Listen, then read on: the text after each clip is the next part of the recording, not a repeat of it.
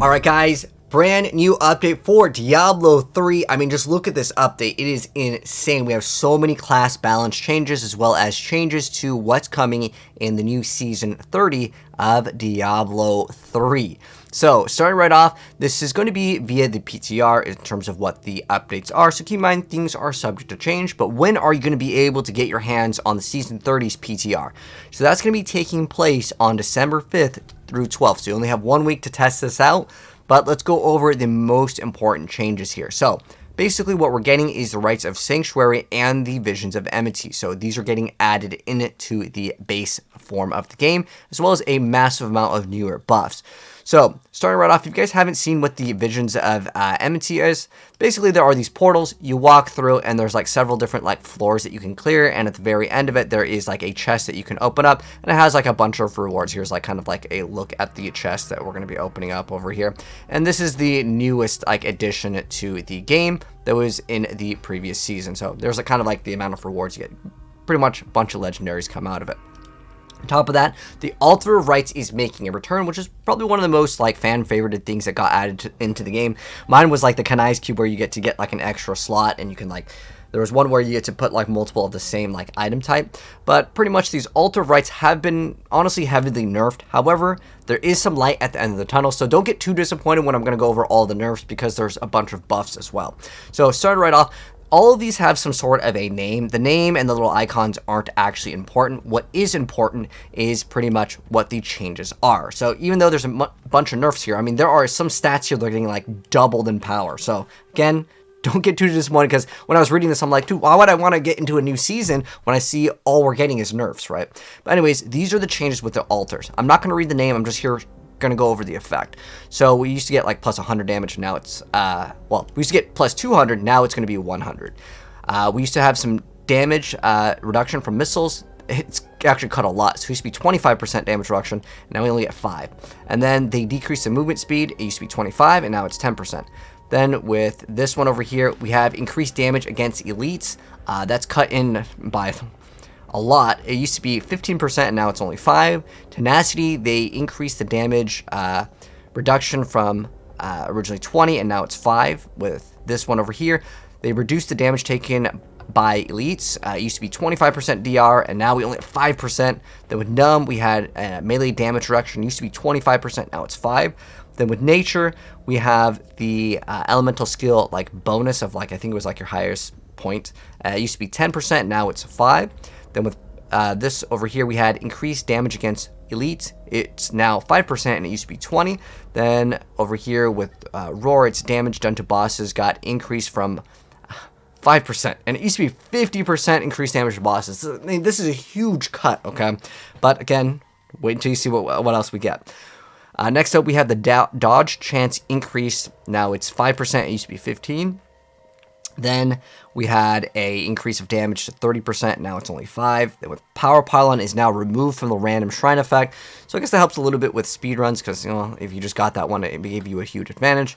And then the Triune of Love Circle increases damage by 50%, and it used to be 100%. So obviously, when reading this, again, I was pretty disappointed. I'm like, okay, why would I want to hop into a new season when, you know, we're just getting the same stuff but nerfed? Well, here's where it gets a little bit better. So with the Barbarian, we have Might of the Earth. So they are going to be increasing the damage of Earthquake, Avalanche, Leap, Ground Stomp, Ancient Spear, and Seismic Slam from originally 20,000 to 37,500. So basically almost double right here with the Barbarian Might of the Earth build. And then with the Legacy of Raykor, where you get to hit enemies with Furious Charge or Weapon Throw, it increases the damage of your next Ancient Spear by 2,500 from 5,500, and it causes it to release multiple spears from its target, and this effect stacks, and each spear throw consumes a maximum of 5 stacks. So I guess it has like a more of a limit now with the 5 stacks. And then with Crusader over here with the Rollins, we get to increase the damage of Shield Bash and Swoop Attack to 40,000. So this one is like almost like triple over that. That's a huge buff to Crusader for anyone that likes to play like the sweep build. And then with Aegis of Valor, they've increased the damage of Fist of the Heavens. Now I think that this may be a typo, because it says it increases the damage to 15,000 from 20. you'd go up in numbers, not down if you're increasing it, right? So my guess is this is a typo. We're either getting 25,000 or the original number was maybe 10,000 or something. Maybe the original number was lower. I don't know. It was probably 25,000 is my guess. It's getting an increase. Well, they said it's increased unless they meant to actually nerf it. Next up, though, with Akon's manacles. So the Blessed Shield damage is going to be increased by 400 to 500% for the first enemy hits. Additionally, this bonus continues and is reduced by 50% for each subsequent non-shattering throw target. Then with the Blade of the Prophecy, the condemned enemies also trigger Condemned's explosion, and the damage to Condemned is increased by 600 to 800%. And then with Faithful Memory, each enemy hit by the Falling Sword increases the damage of the Blessed Hammer by 60 to 80 for 10 seconds, max 10 stacks. Each stack of this buff can now stack between uses instead of resetting. So this should be a huge, nice change to specifically this build.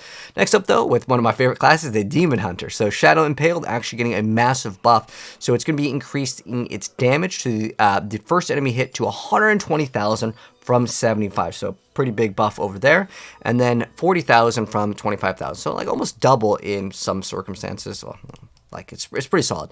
Next up with the Marauder, your primary skills: Elemental Arrow, Chakram, Impale, Multi-Shot Cluster Arrow, Companions, Vengeance, and Sentries now deal 6,500 increased damage, previously 12,000 for every active sentry.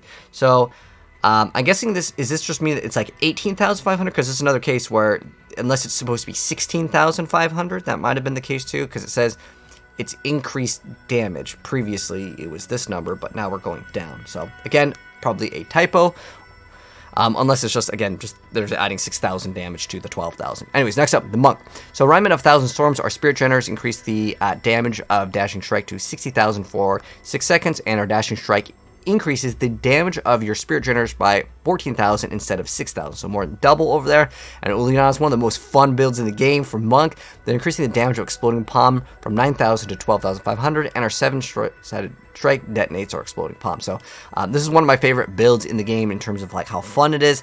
However, I mean, it's a nice buff, but I still think that maybe a little bit, go a little bit more would be quite nice. But obviously that's what the PTR is for. Because everyone still plays it. I think Wave of Light, still one of the most popular builds, but Kirishua's Blade, when the initial impact of her Wave of Light hits 5 or fewer enemies, previously 3, the damage is increased by 200 to 250. So Necromancer, the Pestilence build. So each corpse you consume grants an empowered Bone Spear that is going to be basically double. So it used to be 33, and now it is 6,000. In addition, Corpse Lance and Corpse Explosion is going to be basically double as well. So Corpse, Lance, and Corpse Explosion basically getting double over here. And then with the Inaria set, which is kind of like the universal, you can do whatever you want with the Necromancer, that is going to be changed from 10,000 weapon damage to 19,000, so pretty much double over there. With Traggles, your life spending abilities deal some sort of amount of damage. It says deal this much increase damage, but now it's previously 10,000 increased damage. So I'm guessing this is a nerf over here. This one actually might be a nerf the way it's worded, but nonetheless, that's what they're writing down. With Masquerade of the Burning Carnival, they deal 5,500 increased damage, previously 9,000, and then Simulacrum's getting triple this bonus. So I guess that would be a nerf as well over there. Then the Blood-Tide Blade, the Death Nova deals 300 to 400% increased damage for every enemy within yards, up to 10 enemies, previously 25 enemies. Okay. Okay, so basically this is another nerf with that. And then with the Grasp of Essence, when an exploded corpse damages at least an enemy, our Corpse Explosion deals increased damage, stacking up to 4 times, previously 5 stacks. So another nerf over there. Dang, Necromancer taking some big nerfs.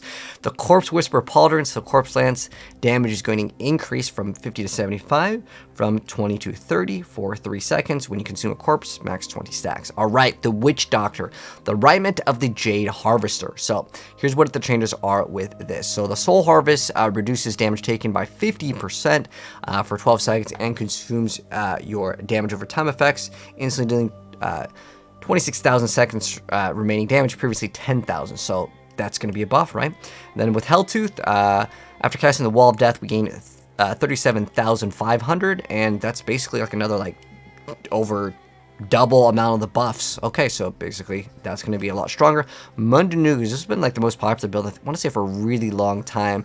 And then there's also the Chicken Witch Doctor, which was actually like one of the newer ones that came out last season.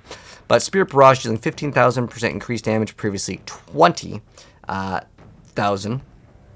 So this would be a nerf, right? And then it also does additional percent equal to 5 times your mana regen. And then with Eric here, the damage of our creature skills is increased by 11,500, previously 25,000. So that's another, should be nerf. And the creature skills are corpse skills, names off all those skills. Then Zunimasa's enemies hit by your mana spenders take 13,000 increased damage, previously 15, so another nerf. So with the DMO, enemies affected by your slow time and for 5 seconds after exiting take 20,000% increased damage, previously 12,000. So it's a buff over there. And then with Tal Rasha's, our attacks increase our damage by 1,000. It's previously 2,000 for 8 seconds. So this massive nerf, basically cut in half over there. Tal Rasha's was pretty much one of the best builds in the entire game. And then with Smoldering Core, our lesser enemies are alert to our meteor impacts, and meteors deal 40 to 50% increased damage on consecutive hits to the same target. It stacks up to 3 times, and this should be 10. Oh, wow, this is a massive nerf. So you're getting nerfed there and there. So the Meteor Tal Rasha build is going to be a lot worse. And then Twisted Sword, Energy Twister, damage is increased by 125 to 150 for each Energy Twister you have. Out up to a maximum of 3, previously 5. The Raging Storm Rune is automatically applied to the Energy Twister and allows the tornado to merge with 3 additional Energy Twisters. Okay, and then it tells you how to copy your character over for the PTR.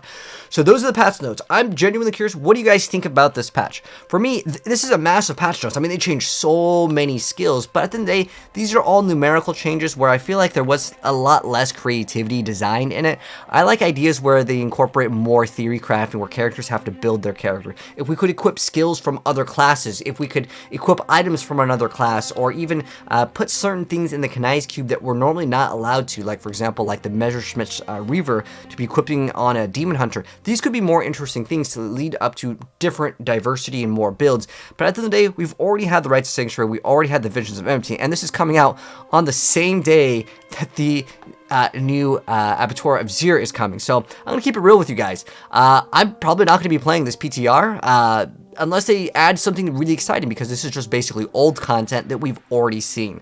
But that's my personal thoughts on the brand new update and what's coming out in Season 30, aka patch 2.77. As far as it goes, yeah, let me know, guys, what you think. Are you guys excited about this, or are you kind of in the same boat with me, where it's like, okay, we're getting things back, but you nerfed all of these. Some classes, again, they did take extra nerfs. But for the most part, I want to say that, you know, if maybe you were interested in playing like a very specific build and it's getting like massive number changes, the gameplay itself for Diablo 3 is going to stay relatively static. Like, you're doing kind of the same thing again. However, if maybe you didn't play Season 29, I could see you hopping right in. But again, let me know your thoughts down below. But hopefully you guys enjoyed the gameplay. Well, this is Season 29 over here. And of course, when the new patch drops, I may play it if they just at the last second add just any new legendaries or any new like creative things that we can actually mess around with. I think that would entice players a little bit more. But that's my thoughts. You guys let me know yours down below. But subscribe if you guys want to see more Diablo content, and I'll still cover it if they actually add anything else new. But take care. See you in the next video. Peace.